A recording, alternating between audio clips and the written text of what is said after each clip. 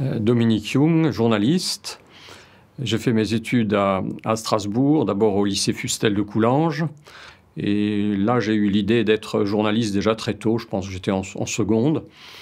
Après ça, j'ai fait l'école de journalisme de Strasbourg, puisqu'il y en avait une à proximité.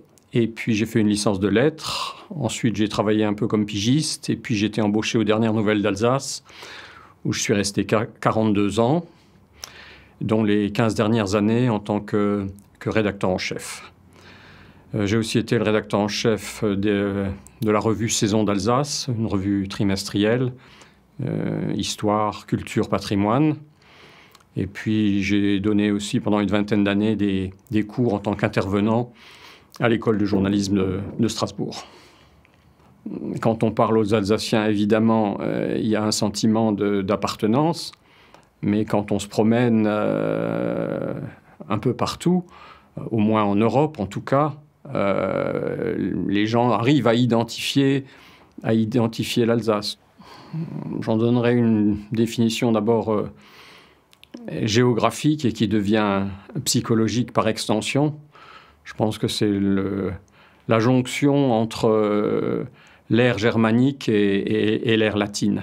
Pas simplement entre la France et l'Allemagne, mais je vois ça beaucoup plus large en tant que point de contact entre deux influences culturelles qui sont différentes, mais complémentaires et non pas antagonistes comme on l'a cru pendant des siècles. Et je pense que c'est tout le défi d'aujourd'hui, c'est d'arriver à faire en sorte qu'on soit dans la complémentarité et non pas dans l'opposition avec le bien d'un côté et le mal de l'autre, comme on l'a vu quand il y a eu des nationalismes exacerbés. C'est pour ça que je pense que on dit que c'est capitale de l'Europe pour Strasbourg. C'est vrai, mais ça devrait être davantage palpable dans la vie quotidienne.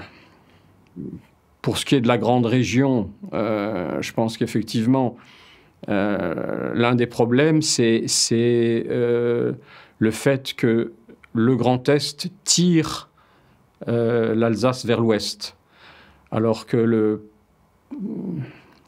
principe constitutif de l'Alsace est d'être une région frontalière et, je dirais mieux, transfrontalière.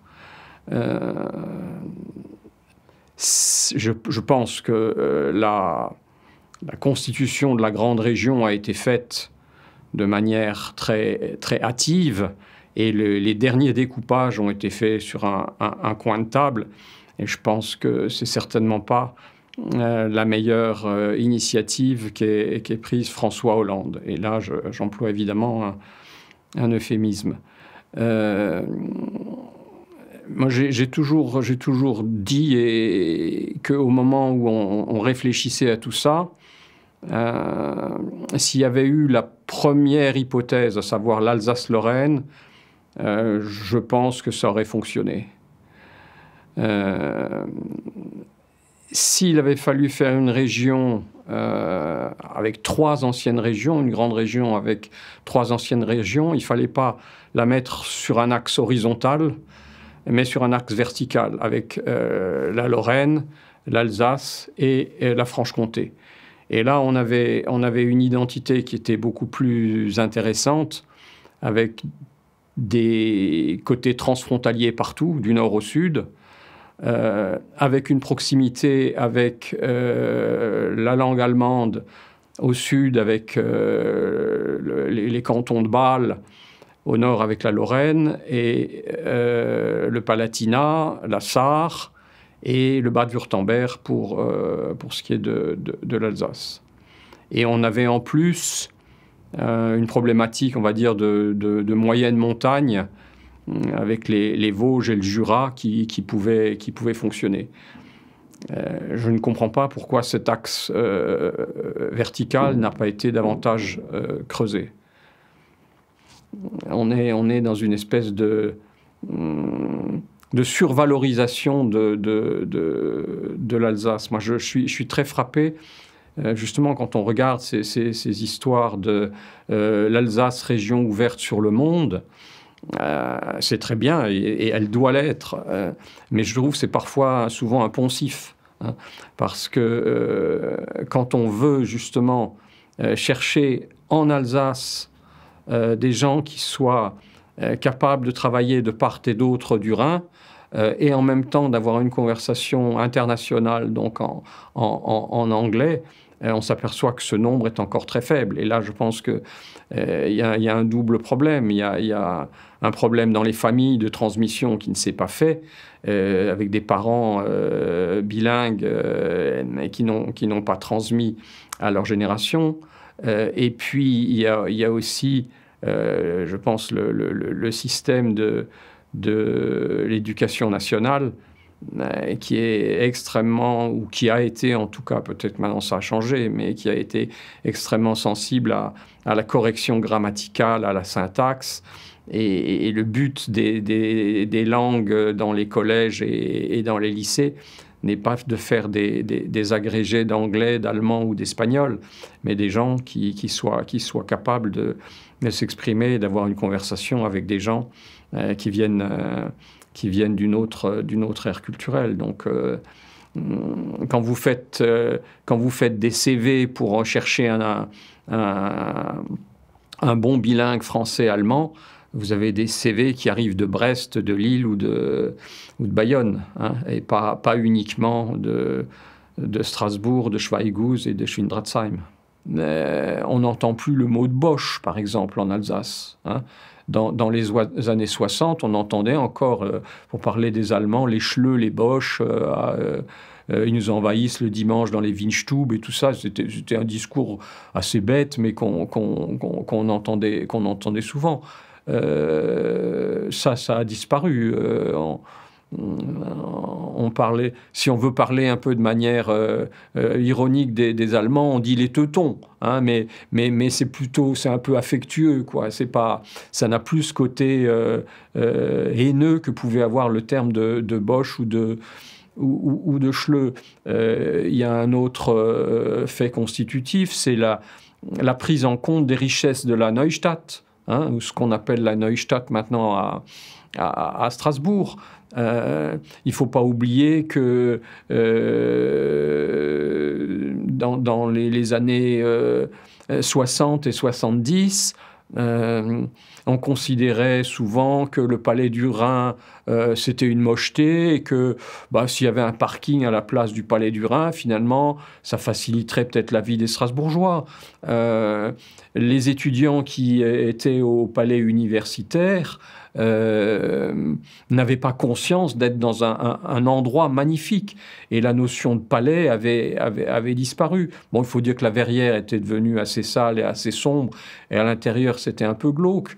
Mais quand il y a eu, dans les années, je crois, 80, la restauration de l'Ola, on s'est rendu compte que c'était un lieu absolument superbe, éblouissant, et qui méritait, un, d'être valorisé, deux, d'être connu, et troisièmement, d'être reconnu en tant que beauté architecturale. Donc notre regard sur le beau et le laid, le beau c'est les maisons à colombage de la petite France, et le laid c'est la pâtisserie des empereurs Wilhelm, ça a complètement disparu, hein. Et maintenant, quand on pense à Strasbourg en tant que ville, je dirais avec plein de guillemets devant et derrière, franco-allemande, on pense non seulement à la petite France, mais on pense aussi à toutes les rues autour de l'allée de la Roberceau et de l'avenue des Vosges. Ça, c'est le regard esthétique qui a changé en même temps que le regard politique. Et c'est dû à la montée en puissance de l'Europe qui, je pense, est la seule façon pour l'Alsace de transcender les vieux conflits des siècles passés. Si on en était resté, heureusement, je pense encore une fois qu'on en est sorti aujourd'hui à l'antagonisme Paris-Berlin, on ferait fausse route. L'Europe est quelque chose qui vient en plus et qui permet de fédérer et qui éclaire simultanément les richesses de l'Alsace. Je pense que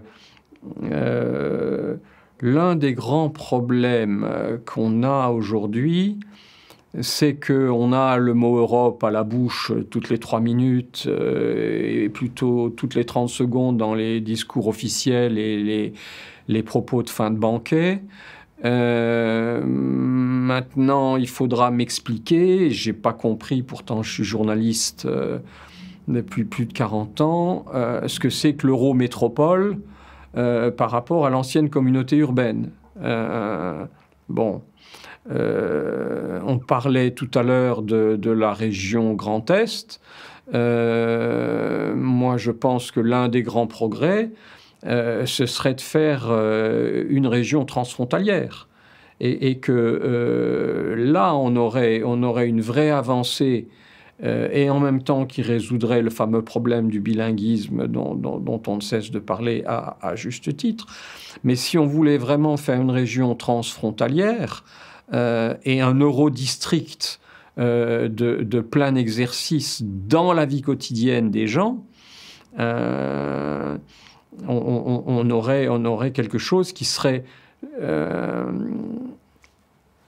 extrêmement favorable à cette notion d'Alsace telle qu'on la rêve, quoi. Là, pour le coup, on aurait au présent cette Alsace ouverte des deux côtés du Rhin, avec le Rhin comme lieu de passage et comme passerelle, et non plus comme frontière et comme barrière antagoniste. Donc là, encore une fois, si François Hollande avait été vraiment inventif, il me semble que le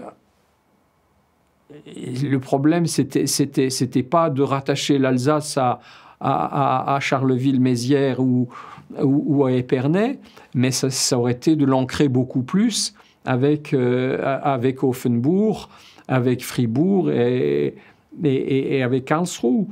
Alors, pour ce qui est de la CEA en tant qu'entité politique, je pense que l'un de ces chantiers, il est là, de faire en sorte que si elle veut vraiment s'appeler collectivité européenne d'Alsace, il faut appuyer autant sur le européen que sur le Alsace.